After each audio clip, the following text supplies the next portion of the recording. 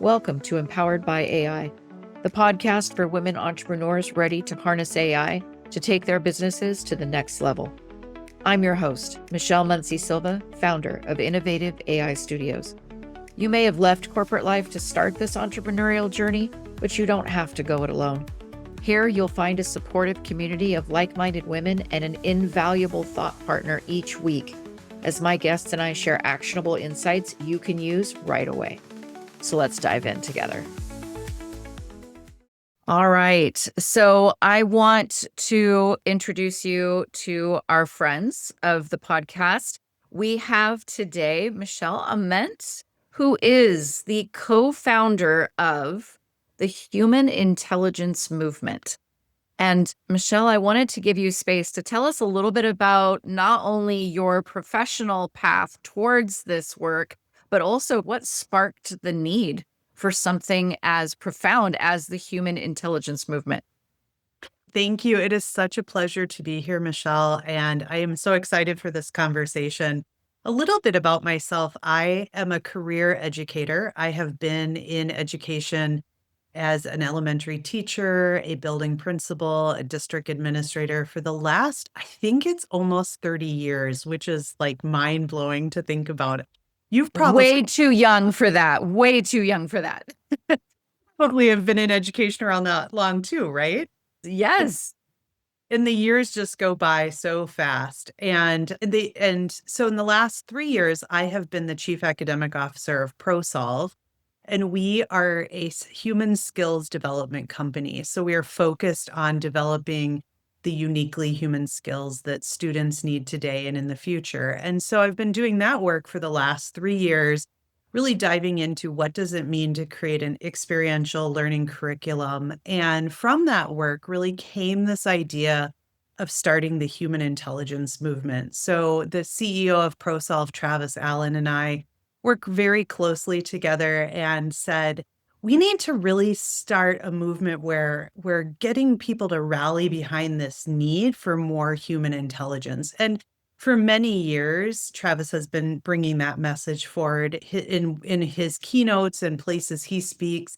And we've been talking about it internally with ProSolve throughout the time I've been there. But it wasn't until there was like all of a sudden this rise of AI about 18 months ago where we said, okay, now is the time. We're starting to see this groundswell of people really curious about AI and began to see what the future looks like in an AI integrated world, and knew that we really needed to bring people around this idea of balancing AI with HI, or human intelligence. And it was last March where we just put the idea into the universe and said, who wants to join this movement to really preserve what makes us human in this AI world? And we were just blown away by the number of people who started to follow and say, I want to be part of this cause. It means so much right now to really preserve what makes us uniquely human. And so that's really how the human intelligence movement started. And I know you've discussed this at length. I'm following you on your LinkedIn, and I know you've talked before about the importance of balancing, right? AI's efficiency with that irreplaceable value of human connection. Right. And I'm wondering if what as that most underdeveloped or maybe even undervalued human capacity today. Yeah, that's a great question. And it's evolved for me because I think if you asked me that a year ago, I would have said empathy or relationship skills.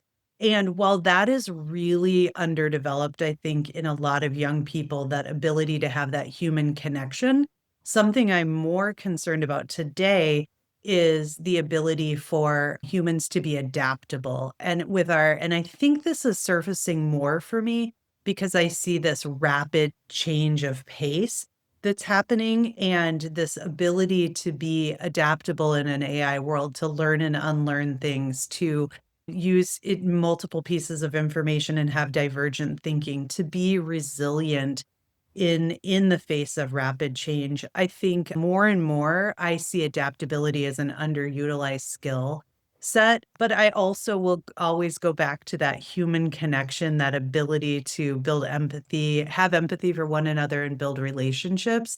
Those two for me would be the most underutilized or underdeveloped skills.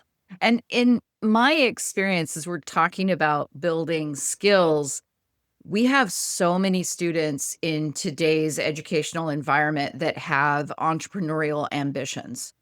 So many of the students that I talk to, that is a path that they want to actively pursue. So I'm curious what your take is on this. How do you think educators can sharpen that human intelligence side of the equation as they are building AI enhanced business skills? Yeah, it's a great question. And two things come to mind, I think, and they're very different path, very different things that need to happen. I think, first of all, we need to equip educators with the space to be entrepreneurs themselves.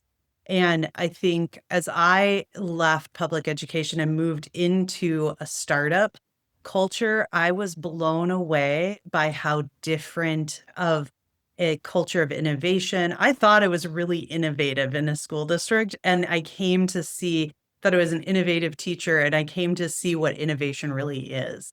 And I think we need more of that startup culture in our schools and in our school systems so that educators really learn what it means to be entrepreneurial and be able to come up with a novel idea, be able to take a risk and try something and fail and learn from that and rinse and repeat that process and feel safe doing it. I know for me as an educator, stepping into that environment, I was risk adverse. Like I was so afraid to try something without knowing exactly what would happen, what the outcomes would be.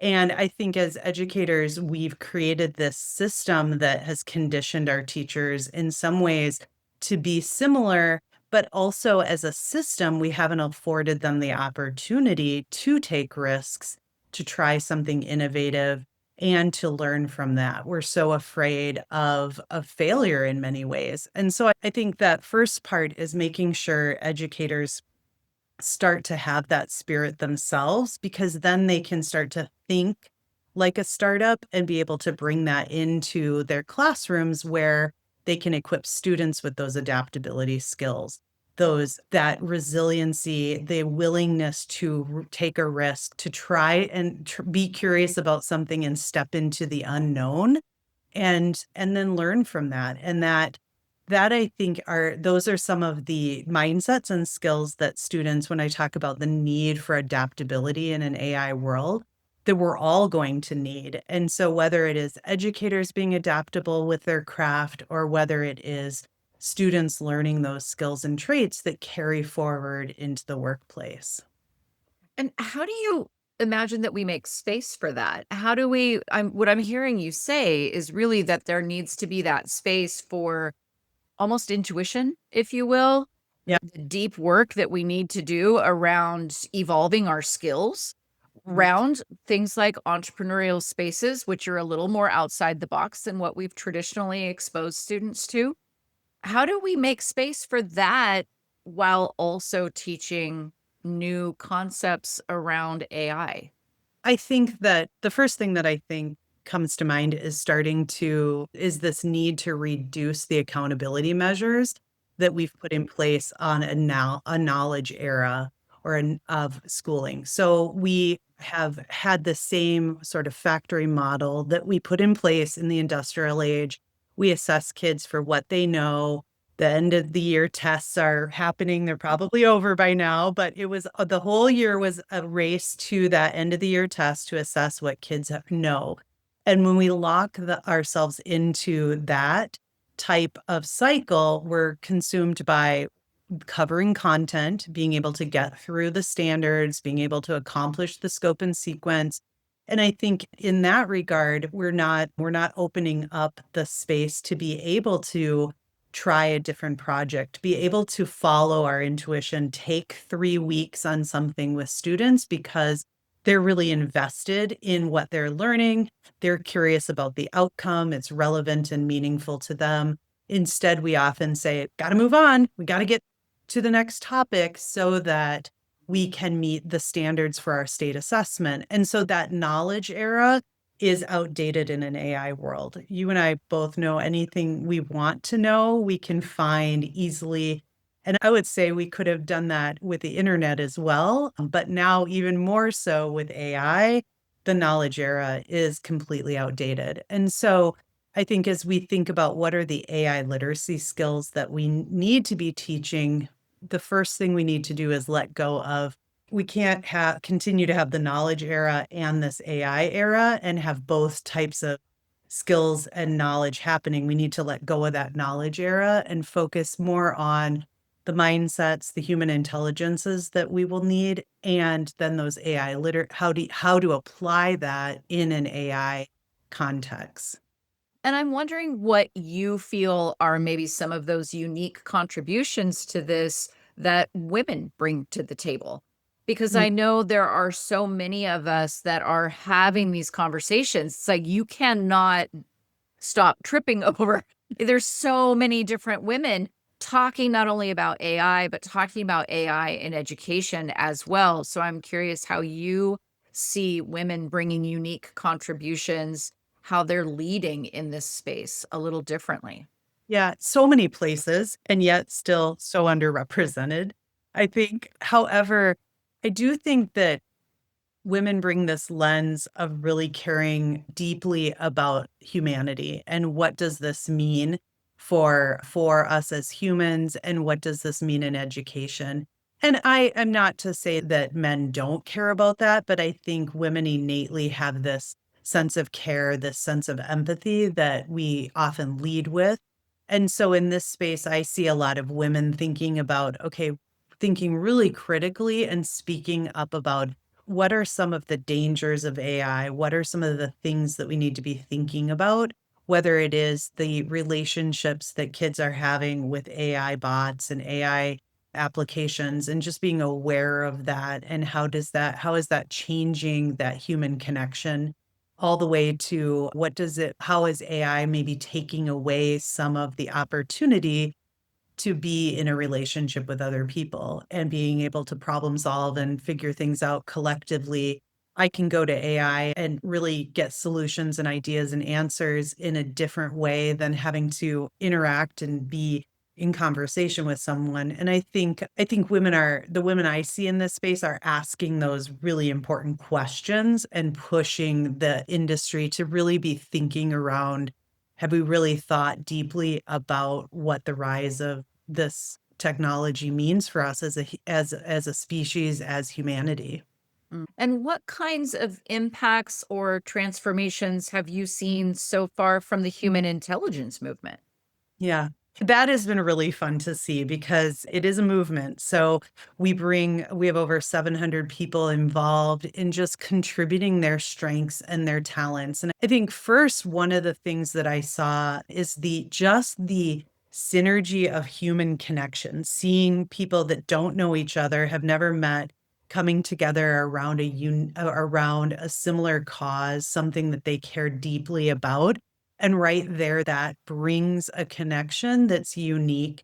And so, for example, we put together a virtual summit. And again, like, no, that's a big deal to like plan and organize and orchestrate an event, all led and facilitated by people that were just getting to know each other and recognizing what strengths and talents they could bring. So I think one thing is just really tapping into one another has been a huge accomplishment. We have a research team that has identified and defined what is human intelligence. And so that team meets weekly, brings their great thinking, but also research in the field to really be able to inform others, educators, leaders, industry partners about what the dimensions of human intelligence are.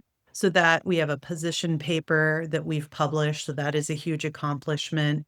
We have monthly events, whether it is a member mingle where there's networking or professional development series, and really giving people the space to share their ideas, their thoughts around the need for human intelligence and what are the best practices to get there. So just even being able to contribute awareness and in the space along with building community with one another. And what are some of those core values that you feel are really guiding your movement forward?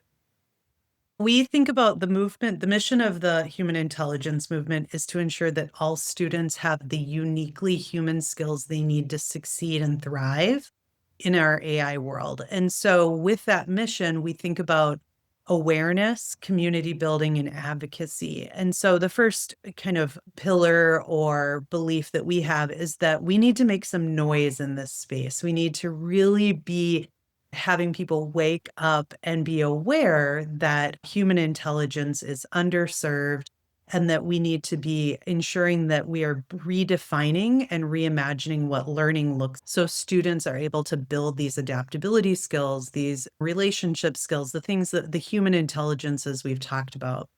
Then we really believe in community. So there are some wicked problems in education that we have not been able to solve in our tenure, but for years and years.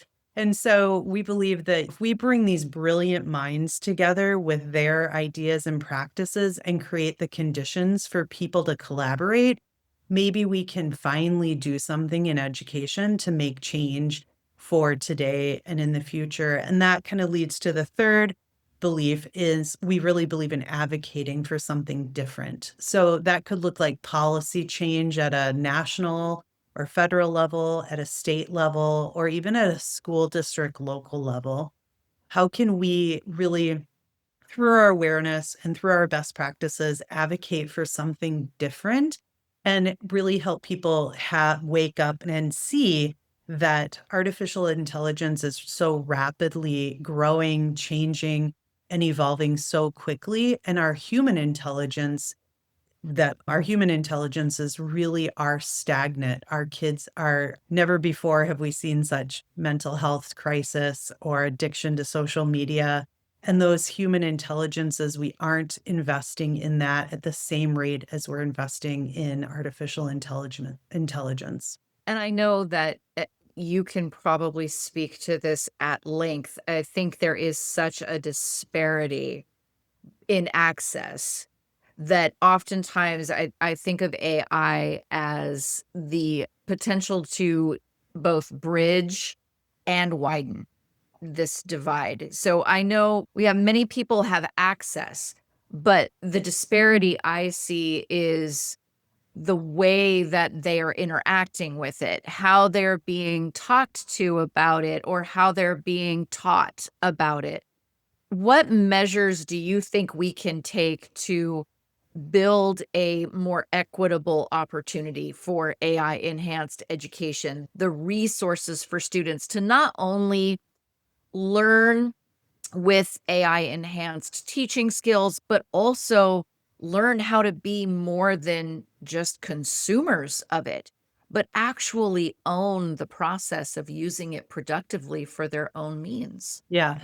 That is a great question. And I'm so glad that you're kind of centering the conversation on that. I think first and foremost, I think it always begins with that professional development, the adult. And I know at the beginning of kind of this journey, there was a lot of fear around AI taking over the teacher and fear around the use of AI. And so we started to see a lot of safeguards put in place or bans put in place to not use it.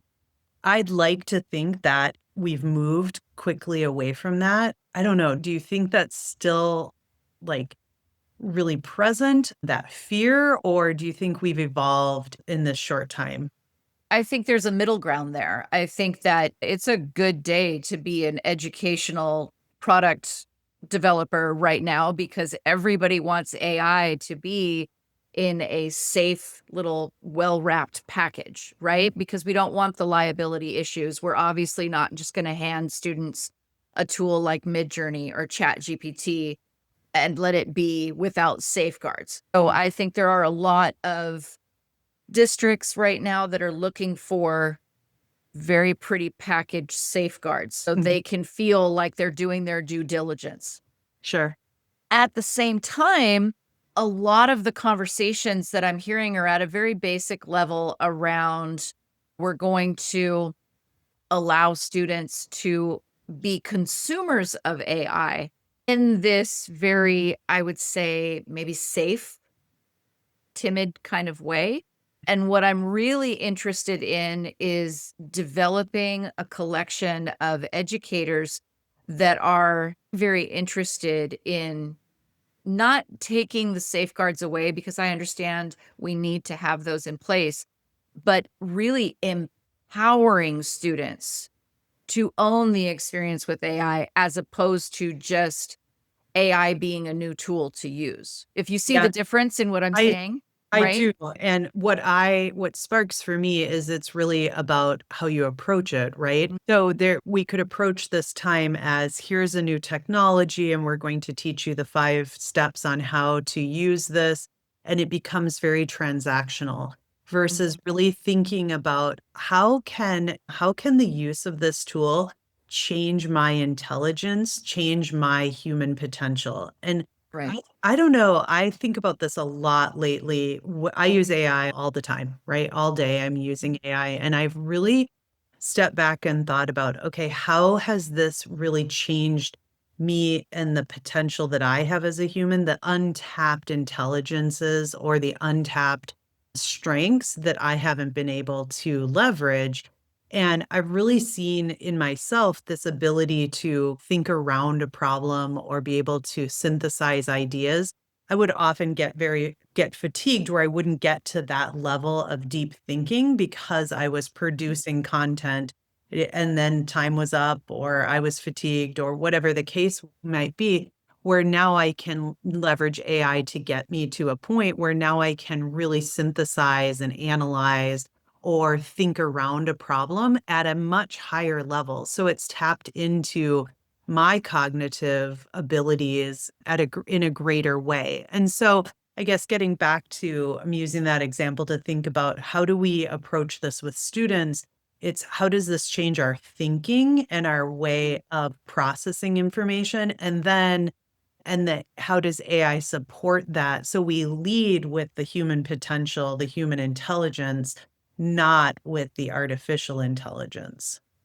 So let's sit and stay with that for a second, because if we look at you just brought something up for me that I really want to dive into, because I'm having this conversation with adults as that are both in education and out of it. If we look at, let's take the tool that people are most familiar with. Let's take Chat GPT. So if we look at Chat GPT and we say, Chat GPT will do this task for me. Okay. One, we're going back to the knowledge work that you talked about before. We're going back to a output that we as educators are expecting from students, whether it be an essay or whether it be a test, like we Mhm. brought up. If it's output based and you want Chat GPT to be a simple task doer, then yeah, we've got something to be worried about, because Right. plagiarism is plagiarism. If that's all we're asking, then that's all we're going to get. And that is where many of the educators that I'm talking to that are anti AI, they think that's what it is. Right. It's just another way that kids are producing the outcomes without having to actually do the outcomes. So they're looking at Chat GPT as the latest version of the internet. And I think what you're talking about, and you can correct me if I'm wrong, but when we talk about shifting thinking, we're actually talking about shifting pedagogy as well, be- Absolutely. because I can't ask for you to necessarily sit and stay with, I'm going to have you take this test, I'm going to have you produce this essay. If I'm going to truly have a student own AI, then I'm maybe going to develop a custom GPT that acts like a student writing at the 5th grade level. And then my students are going to have to come in and work with the output that Chat GPT gave them. And they're going to have to figure out how to take that essay and make it better. Mhm. See, now I've flipped it. So now the output is where we start. The Mhm. output is coming from Chat GPT, and what I'm scoring, what I'm evaluating is on the other side of that. It's how are the students reacting to that Chat GPT created output? And that's where I think you're on to that idea of shifting thinking. It's turning the whole educational system on its head. Right now we're asking the wrong questions. We're measuring the Exactly. wrong outcomes.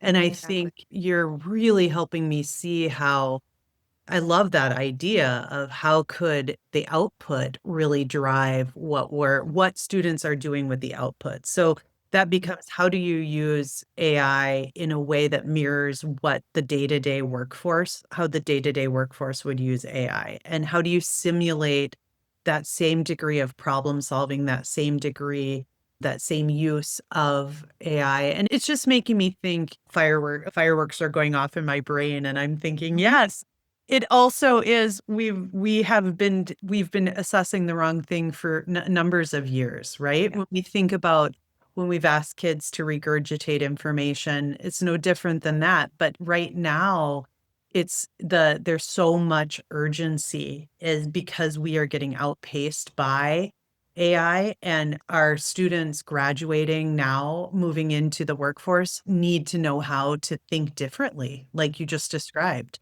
And it's exponentially going to get the pace is faster and faster.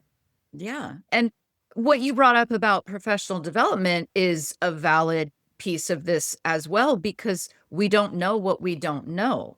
Had I not read something from someone who was a couple steps ahead of me around the shift in pedagogy, that concept would not have come to my mind, right? Because I'm sitting, okay, I'm stuck in, they have to have an output. I'm stuck in, they have to be prepared for this test. I'm stuck in my pacing guides, Right. my end of term output, whether it be a district benchmark or a site benchmark.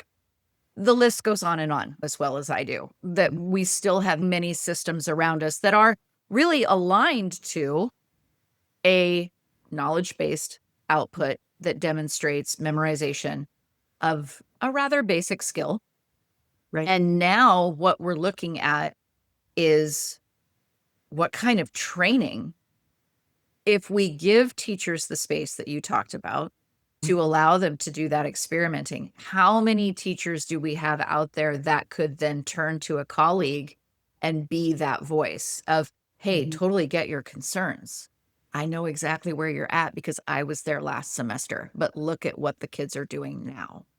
And how do we create conditions for pockets of innovation where Yeah. we free up teachers to be able to try something and then be able to guide their colleagues, be that proof point that people want to be able to see and learn from, Hmm. versus our professional development continuing to be the same sit and get mentality as we've done. Yeah. Yeah. And that's where you're going to create your tipping point, is when you have colleagues looking at other colleagues and going, okay, totally get you, but check this out. And that willingness to take a risk and be vulnerable. And again, it comes back to accountability. I can remember my feeling like I couldn't, two things, that my principal was going to come down the hall and bring my scores and say, Here are the results. Explain to me why these students didn't grow." So there's that fear, that accountability fear. But also we hear a lot of times where teachers will say, I have to shut the door and hide in my room in order to do something innovative or do something different because they Mm. feel like they just don't have that freedom and autonomy. So I think it's all the system right now is broken when we think about both the accountability measures, the stuck in the knowledge era. And I don't fault teachers at all because they are part of a system that is not serving them to be their very best selves. And I think we're at a tipping point right now where we really need to change in our system or we're going to lose humanity as a result of it. But I want to shift to positivity for a moment. What Yeah. gives you hope right now? What is encouraging you right now? And where are you seeing the beginning sparks that we know are going to flame the entire movement? Where are you seeing that? I'm seeing it in people in conversations like this. And just this like spark of here's what we need to do. And then people coming along and really using their voice and having that rallying cry that something needs to change. I think I have hope there. I have hope in, while there are a lot of things happening in our Department of Education that I question and that I wonder about, I also see something is happening. And so what does that mean for us while in the long run? So I have hope in maybe there will be some significant changes there. But most importantly, I have hope in the people of the human intelligence movement that are bringing their best practices, their ideas. And I really believe that the wicked problems get solved when people come together in a community and can make change. And what's next for the movement and for you? What's coming up? We are getting started this summer. We have an AI summer challenge happening where we are trying to balance this idea of learning about AI while also learning about how to incorporate human intelligence. We continue to have events each month. And so lots of just coming together as a community. I think for me personally, just really continuing to explore this idea of how is AI making me smarter, increasing my human intelligence, my human potential. There's more I want to uncover around this idea because I think with the right approach, we could really maximize who we are and our strengths while leveraging AI. But it definitely, like we uncovered in this conversation, it means a different way of thinking and a different way of approaching AI. It's less about I'm going to use AI for efficiency or to save time. That's helpful for at points. It is more about how can I use this to strengthen who I am and the intelligence I bring. Very much, very much. And Michelle, we're better off for having had the conversation with you. So thank you so much for joining us today. Thank you so much for having me. I want to make sure that people can connect with the human intelligence movement. Do you want to give them some details, see how they can do that? Sure. The easiest way is to go to our website, and it's humanintelligencemovement.org, all one word. You can also find us on LinkedIn. We have a group there. And also you can email me at michelle@hi4ai.org. And that's a number 4. So michelle@hi4ai.org. Fantastic. We're going to have all of that detailed out in the show notes. Perfect. Thank you again. Thank you so much. Yeah, thank you. It was a pleasure. Thank you for tuning in to Empowered by AI. If today's episode sparked ideas, don't wait. Follow the link in the show notes to visit innovativeaistudio.com and download your free resource, created to help you put today's insights into practice.